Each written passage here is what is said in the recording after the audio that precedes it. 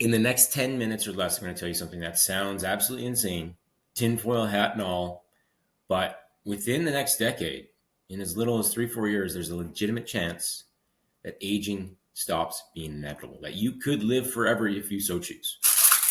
Not maybe not someday, within the next 4 to 10 years, if the experts are right. And if you're over 40, or you're approaching that age where death may come knocking at any time, here's the good news: you may actually be able to stop the aging clock at a certain point. Okay. So my name's Mitch. I don't know if you know who I am, but you're on my page, so you might have some inkling who I coach. It's over 40. I am 41 myself, fitness and nutrition coaching, and we help people drop 2 sizes in 90 days, guaranteed, or you don't pay. But the goal I've always had in mind is to give people a plan and a program that is the last one they ever need. And they get better from it. They are empowered from it, and they get results that last. But I've been digging into the longevity research because that's really my lane now. I'm more interested in that than just telling people what to eat and how to exercise. So let's start with this concept of longevity escape velocity. So Ray Kurzweil, he's in his 80s now. If you don't know who he is, he's a futurist, inventor, absolutely wild track record of predicting technology breakthroughs, like super accurate. Like he called the internet boom, AI acceleration, self-driving cars, all of it, and a lot of it within a few months to a year of when it actually came true.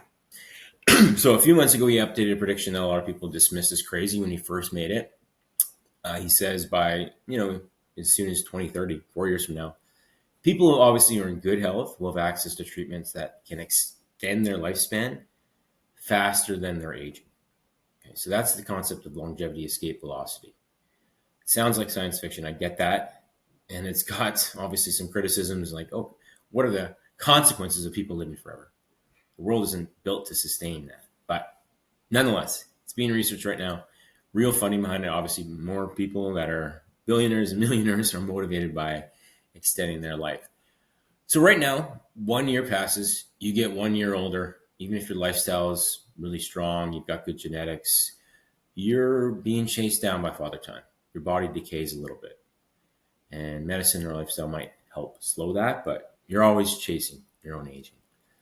So with this concept, that equation flips. So 1 year passes, but treatments repair more damage than time creates. So you gain more than 1 year life expectancy back. So your biological clock doesn't just slow down, it reverses and stops completely. So we've never been able to accomplish this before. We don't have the resources, technology, medical breakthroughs, but this is where it's going. So Aubrey de Grey, so he's been studying longevity for 30 years. He runs this actual longevity escape velocity foundation. And he says there's a 50% chance we hit this actual metric between 2030 and 2040. So not as bullish as Ray Kurzweil is, but that's within a decade. Right? So if you're knocking on death's door, if you can ride it out for at least 10 years, maybe less, you could realistically have a fighting chance of extending your lifespan as long as you want. Same thing, George Church, Harvard geneticist, similar timelines. So these aren't fringe voices like woo-woo, tinfoil hat types, credentialized scientists saying incredible things. And you know how fast AI is moving. There is going to be downstream effects from that, and the medical system is going to benefit. So why this matters for you, right? So why am I talking about it? I'm not qualified necessarily to talk about this, but as a fitness coach, here's where it gets practical. This is the part for you. So longevity medicine doesn't work in a vacuum. It works on a platform, and that platform is your current state of health. So think of it like you're building a house. The foundation is everything. If it's cracked, it's weak, it's deteriorating, it's leaking, you can put new drywall on it, new windows, whatever, but the house is never going to be stable. Your health, your body is the same. So if you show up over the next 3, 4, 5, 10 years to longevity medicine, you're overweight, obese, sedentary, medical, you've got pre-diabetes or diabetes. These treatments have less to work with. They can still help, but it's like the medical system is designed to work better if you're in the best possible position to be helped. So if you show up healthy, if your body is strong, you're sleeping enough, you're at a healthy weight by all measures of BMI or body fat percentage, and you're moving every day and strength training regularly, you're in the sweet spot. You will respond well to these treatments and what they're designed to do.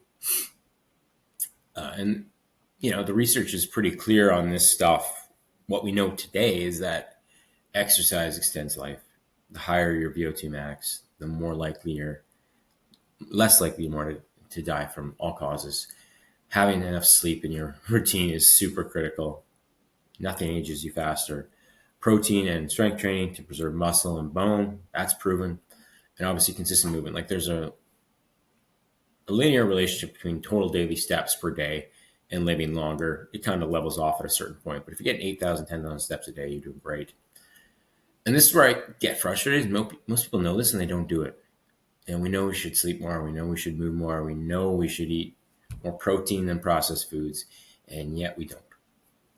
I think part of that is obviously our society is set up to do the opposite. But the benefits, they feel abstract. Oh, yeah, I'd love to live longer. But is this going to guarantee me anything? I might hedge my bets. It stacks the deck in my favor. But is that enough motivation for everybody?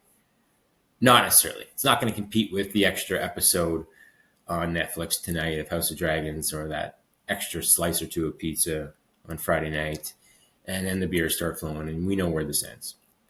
But this concept of longevity, escape velocity is different. It's not theoretical.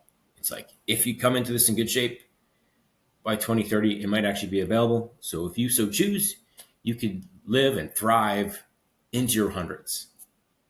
And that's a really cool idea because right now we all know, yeah, we might extend our life. We might live to 90 instead of 80, but that last decade of decay is misery. Bedpans, microwavable meals, and someone wiping your butt. Is that worth it? But this is different, okay? So what does good health mean? So Kurzweil says reasonably good shape. They all say kind of the same thing. So what does that mean? What does it mean for someone that's like juggling a job and kids and general stress? It doesn't mean you need a six-pack or to be a high rocks competitor or a marathon runner. It means you need to weigh a reasonable amount for your heart, your height and weight and frame. So BMI, it doesn't work perfectly for everyone. If you got a little extra muscle than the average person, you can be at the higher end of BMI, like 27 or so, and still be healthy by all accounts. But yeah, BMI around 25. A little less, a little more. Cool. Number 2, you sleep enough each night. And if you don't, try to get that fixed. If it's behavior therapy you need, sometimes it's over-the-counter medications. Pharmaceuticals are a slippery slope there, but there are some new ones that are less harmful to our system. Number 3, you move enough. Again, the flex is 8,000 plus steps a day. You're going to be healthier if you do that. Number 4, though, is muscle. Like, you can't just starve yourself down and expect to be well-positioned. Like, muscle is the single best predictor of longevity. And it's also the first thing that goes with aging if we don't do something about it. And 5, last but not least, is you don't overeat calories and you eat enough protein within that framework, but nothing is suggesting you have to be perfect here. Okay, that's what reasonable good health means to me. And that's what the experts are more or less saying. If you don't have a bunch of pre-existing conditions, you're relatively healthy, you still have some balance, right? Then you're going to benefit from this treatment. All right. So here's what I think changed the conversation, just to finalize this video. When you hear get in shape to live longer, it feels distant, abstract. It doesn't always win out against the more immediate benefit of watching another episode of TV. But this is no longer about maybe I'll live longer. This is like in 4 years, if you do the right things, you can literally write your own aging check. Does that make sense? It might not be an inevitable process. Okay.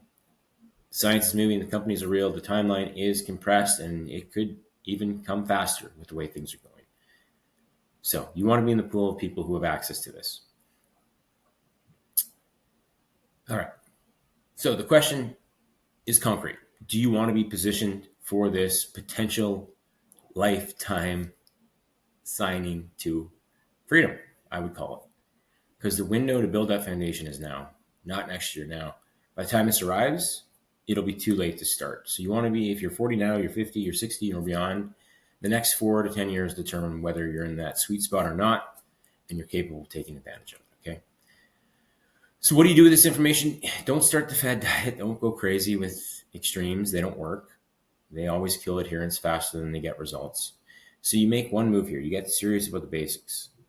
I talk about the big five. Eat the right amount of calories, enough protein, gram per pound of body weight, give or take. Get the support you need if you continue to fall off track on your own. Sleep to 7 to 8 hours a night. You're going to have the odd night where you don't. Lift the weights 3 to 4 times a week for most. Nothing group fitnessy, more compound movements, getting stronger over time. Move those 8,000 plus steps a day. Drink those 3 liters of water. And that's it. That's the whole thing. It's the basics have been around so long that we forget that they work the best. And if this ends up being real, longevity, escape velocity, you want to be positioned to take advantage. And I coach people every single day on this. People who win are the ones who stop looking for the hack, just do the simple work over time. What is my take on whether or not I think this is real, or if it's a bit over the top, or what the consequences of it? Maybe it doesn't happen at all. I'm not betting the house on it. It seems like it's something that we've never been able to figure out as a human race. Why now? But the upside is too big to ignore. And even if it doesn't happen, getting in good shape is never a bad investment. You'll feel better for it. You'll look better. That decade of decay is less likely to happen in the later stages of your life. And you, in the here and now, you benefit from it, right? So if you want help with getting started, hit the links in the description below. I've got a free metabolism jumpstart, a free calorie calculator to set your nutrition up. And should you want to pursue one-to-one support, you know where to find me. Talk soon.